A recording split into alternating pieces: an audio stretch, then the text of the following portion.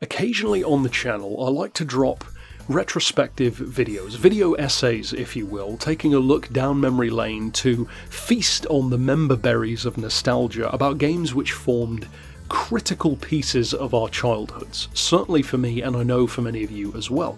A couple of the episodes that I've already done were for games such as Driver San Francisco, Drive Club and Test Drive Unlimited. Three massively important ones for me, and there are more still to come as well. This time it's a game that I've technically already reviewed many years ago, and I'm going to use some of the same footage that I used in that review as well. The game in question is far more obscure than the other ones which I just mentioned though, and it's one of the more obscure ones that I'm going to do a video on. With that being said, I'm sure many of you are familiar with this game though, and it is of course called Road Trip Adventure. Now it has a couple of different names. In some regions it's just called Road Trip. I believe in Japan it's called Caricatured HD2 or HQ2, something like that.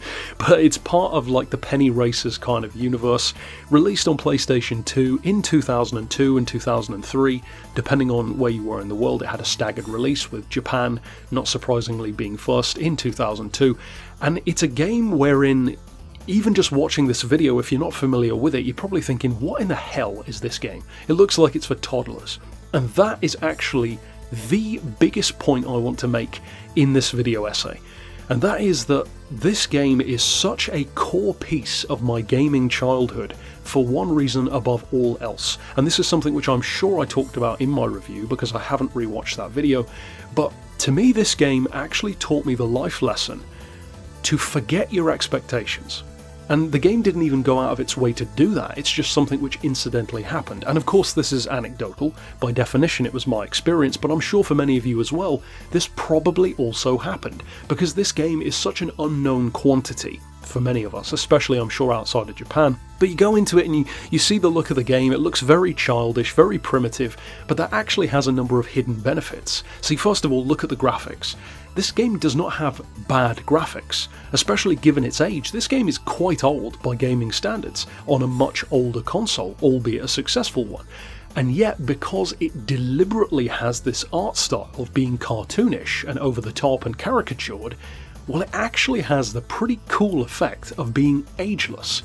See, the game still looks as good now as it did then because it never looked realistic to begin with.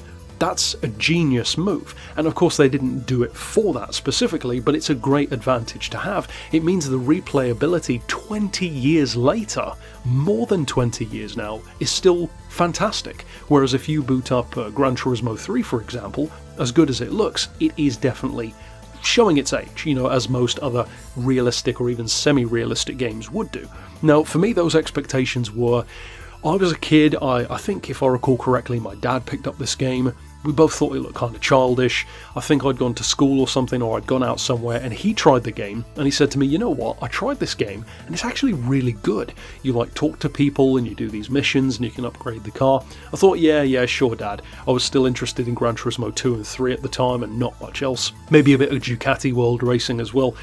But then I actually played it and I fell in love very quickly. This game revolves around a super simple story, so not only can kids understand it, but even adults will have fun in the game as well, with some of the more technical aspects, because although this game looks and feels forgiving, there are certain aspects of the game which actually are surprisingly unforgiving. Now, I'm not saying this is some brain-meltingly difficult experience, but in many ways the game does not spoon-feed you. There are, for example, races that you can have against certain other characters within the game, because they're not cars as such. Every car in the game, every vehicle is another person, and it's set in a very, for the most part, kind of Japanese RPG style. And you can like drag race against an emperor, I think it was, in his temple or castle, and the game doesn't just give you the victory. It's actually kind of like a Gran Turismo license test in terms of braking at the right time.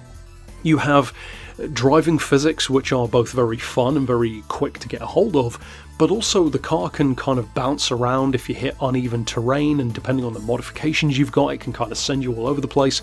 And crucially, you can run out of fuel. You can just completely run out of fuel in this game and stop, or if I recall correctly, stop.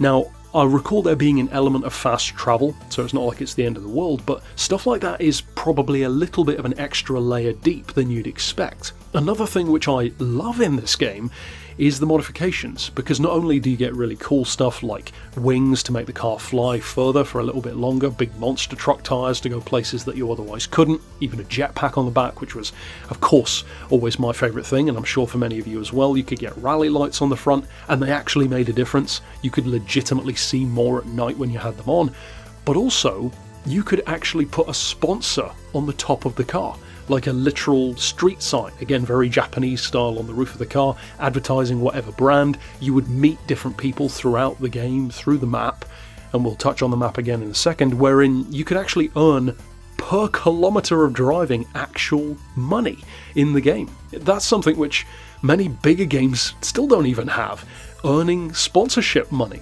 I think that's awesome.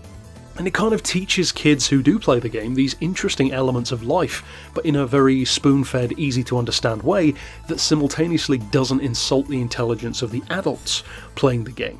Now, another thing is the world. The map in this game, as primitive as it looks, as simple as many of the landscapes are, with different ecosystems throughout the planet, if you will, it's massive. This actually has legitimately one of the biggest open world maps of any driving game I can think of. In fact, I'm sure somebody has done a comparison at some point, but I feel like this has to be one of the biggest open world driving games ever made. In fact, it dwarfs the size, at least I feel like it does, of something like a Test Drive Unlimited, a Driver San Francisco, and those are not small environments. I'm pretty sure it's bigger than Grand Theft Auto's maps have ever been, which is kind of crazy to think about, and I could be wrong, but it certainly doesn't feel like I am. It's a huge world to drive through. Now, as you can kind of tell, I could talk about Road Trip Adventure at length, but part of this video is about us reminiscing on it in the comments as well. So, of course, I want to hear your thoughts down below. Did you guys love this game as well? I know for some of you, you've probably never heard of it, and for those who haven't heard of it, I'm sure there is a very high likelihood that you're probably not going to run out and buy a PlayStation 2 just to play this game, as cheap as it often is to buy. I will say though, if you do ever get the chance to play Road Trip Adventure, Road Trip Caricatured, whatever it's called in your market, please do so, because as different as it seems to any other driving game that you're probably thinking of, even compared to something like a Hot Wheels game, that is actually kind of the beauty of it.